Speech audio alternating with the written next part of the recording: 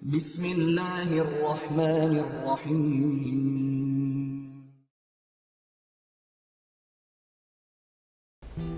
Assalamu alaikum wa rahmatullahi wa barakatuh. We hope you're enjoying our programs. Since last Ramadan, with the help of Allah, the Islamic Education Trust and its supporters have, through the IET Media Productions, produced, aired and shared hundreds of high-quality videos on enlightenment about Islam to the Muslim community and the world at large. We have, alhamdulillah, been able to air topics to do with self-improvement, purification of the heart, spiritual growth, ethics, morality, family, parenting, marriage, child upbringing, issues surrounding self-improvement, financial literacy, better self-management, Islamic jurisprudence, and responses to common questions asked about Islam by Muslims, by non-Muslims, and also responding to Islamophobia and those who have a fear about Islam. For this work to continue and for it to be sustained, we need your support. If it is to become a sadaqatun jariyah, we would need all you can do to help us ensure that this good work continues to benefit humanity. As Allah says in the Quran, in tansurullah yansurukum wa yuthabbit aqdamakum. If you help Allah, Allah will help you and He will make firm your steps. إن تنصروا الله ينصركم ويثبت أقدامكم. Assalamu alaikum and welcome back. I'd like us to look at the subject of loans, especially when we borrow money from relatives, family members, and friends. This is usually a very tricky situation. It can be very dangerous and put you in a very difficult spot. Why? Because if you default, these people find it difficult to take you to court. But it doesn't mean they will not have other ways of punishing you that are sometimes worse. When you lend money to friends, relatives, or you employ them in your business, the biggest challenge there is if they misbehave, there's a limit to how much discipline you can put in place. So this makes it very tricky. As a general rule, try not to lend money to friends and relatives. As a general rule. Why? Because you will probably lose both. You will lose your money and you will lose your friends. When a relative or a friend borrows money and they can't pay back, the big problem is they feel embarrassed. They start to avoid you. You have lost a friend. And when they can't pay back, you can't really do anything about it. You've lost your money too. Sometimes you have to lend. You have to lend. When you come to lend money to friends, family, or nearly anybody else, again, as a general rule, don't lend an amount that you cannot afford to give. Don't lend what you cannot afford to give. Don't lend some amount that is so big that when the person can't give it back to you, your family is in difficulty. Your school fees cannot be paid. You cannot carry on with your business. Or children's school fees, or food, or rent. Be very careful how much you lend.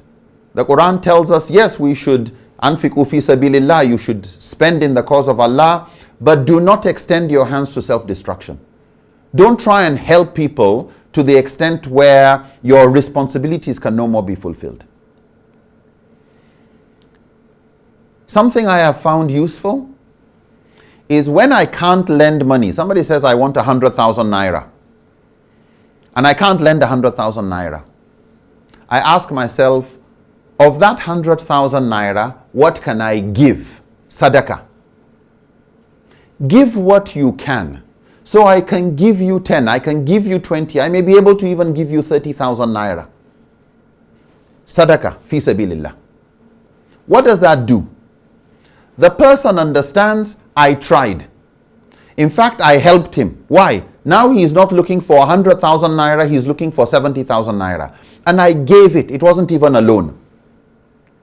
So, as much as possible, when it comes to close family, if you cannot lend, why? Because the amount they are looking for, you cannot eventually give, and it may not come back, and you will be in difficulty, then what can you offer as sadaqah?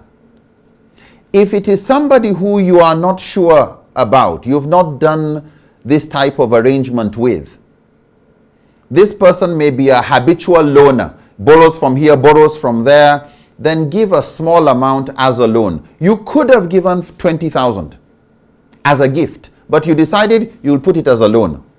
What that sometimes does for you is, if this person can't pay back that amount, then you say, oh, thank God you didn't give them 100,000. And it is difficult for that habitual loaner to come back to you wanting a loan next time. So with 20,000, you got to keep that person away instead of doing the same thing with 100,000. However, as we've discussed before, everyone should try and have their personal board of directors. People of integrity, people who are wise, people who are well informed, people who care about ethics, who you seek advice from when the stakes are high. One other thing to remember when we talk about business, and we'll move away from the subject of loans, is that sadaqah does not diminish wealth. When you are giving charity, little sadaqah, you are giving your zakat, whatever. I'm not saying give everything, but give what you can afford to give as you continue to build your assets. That act of sadaqah psychologically moves you away from a miserly mentality to an abundance mentality. Givers never lack.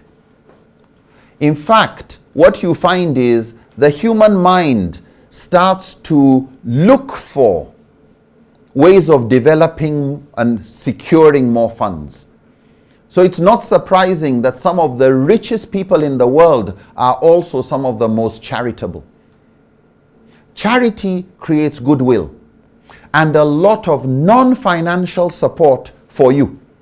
So you have a business and you are giving charity in all sincerity, it actually helps your corporate image. People prefer to deal with you. Why? You are the helpful business. They say good things about you that advertising could not have paid for. They talk to people who can help you out of difficulties that the bank could not get you out of. It also reduces the fear of losing. Giving charity means you are not afraid, you are not so attached to your wealth. It allows you to become more creative, more smarter in even your giving. And most importantly, Allah blesses your wealth. You show gratitude that Allah has even made it possible for you to give. You're not too attached to this dunya, too attached to wealth. But as we go into business, it's important we avoid haram and we avoid harm. Generally in Islamic finance and in usulul fiqh and in qawaid al-fiqhiyah in Islamic jurisprudence, scholars have concluded from all the teachings of the Quran and the Sunnah that everything is halal except what is haram. So in issues to do with transactions, business, al-asl, fil mu'amalat, al-ibaha. Or they will say al-asl fil ashya, al-ibaha. The asl, the original premise, the default assumption is everything is permissible except what is prohibited. And you will find in many areas, it's less like saying people are innocent until proven guilty. Things are pure until proven impure. So the basic premise is be creative, everything is halal except what is haram. How do you know what is haram if you are not a scholar? Simple rule, two things. Love for others what you love for yourself. Don't wish for others what you won't wish for yourself. Don't agree that others should do what you would not agree to be done to you. So don't do unto others what you wouldn't want others to do unto you. So love others, love for others what you love for yourself. This is the golden rule the Prophet ﷺ taught, and you find it in all the major religions. That's number one.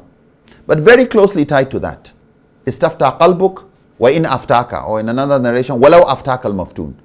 Consult your conscience, consult your heart, in all sincerity, irrespective of what others may say. Why? Ultimately, your actions will be judged by your intentions. You will stand before Allah with no lawyer. If you are sincere, Allah is ready to forgive your sincere mistake. You may be sincere, but wrong. Allah is ready to forgive the wrong because it wasn't deliberate. So, keep to the golden rule of love for others what you love for yourself. Avoid what you would also want, avoid for others what you would avoid for yourself. And have a live conscience that you listen to. Whatever you wouldn't want brought in public, then there must be a problem. And this is a teaching of the Prophet ﷺ. Avoid cheating, avoid deception, do no harm. La darar wa la dirar. Don't harm, don't reciprocate harm. Avoid gambling. Avoid any arbitrary speculation or what is called gharar. Avoid riba. Avoid situations where you don't take a risk, but somebody else is taking a risk. Avoid unequal distribution of risk. Be fair when it comes to sharing of risks and liabilities. Avoid any form of injustice, unfairness. Avoid any harm to society, whether it's alcohol, whether it's drugs, anything that is going to harm society. Whatever is haram for you is haram for you to support. And remember, while wealth is important, it is not everything. Wealth is important, but it is not everything. As we will come to see later on, money and making money is just a means for helping us become better human beings, better khulafa, better representatives of Allah. It gives us more power and ability and qudra to enjoin right and forbid wrong. It's not supposed to distract us. Because money is a test. It's a test. Having it is a test, not having it is a test. And as much as possible, it is important to ensure that what you gain is pure, as what you spend is pure. Allah does not accept anything that is impure. And if you have no problem with consuming haram, supporting haram, then don't be surprised why Allah doesn't answer your prayers. Besides the fact that you are committing sins and there's no blessing in your life and it's not a source of blessing for the hereafter. Whereas if you do business in an ethical manner, in an honest manner, with your most important asset, trustworthiness, you don't lose that as a human being or as a Muslim. The Prophet ﷺ said, the honest businessman, the honest trader, the honest merchant will rise up on the day of judgment, side by side with the shuhada and people who died in battle defending their communities. So let's not joke with ethical business and the ethics of business, what is called halal business. Everything is halal except what is haram. What is haram is what causes harm, what is impure, what damages, what brings bad into existence. We'll stop here inshallah. Until next time, Assalamu alaikum wa rahmatullahi ta'ala wa barakatuh.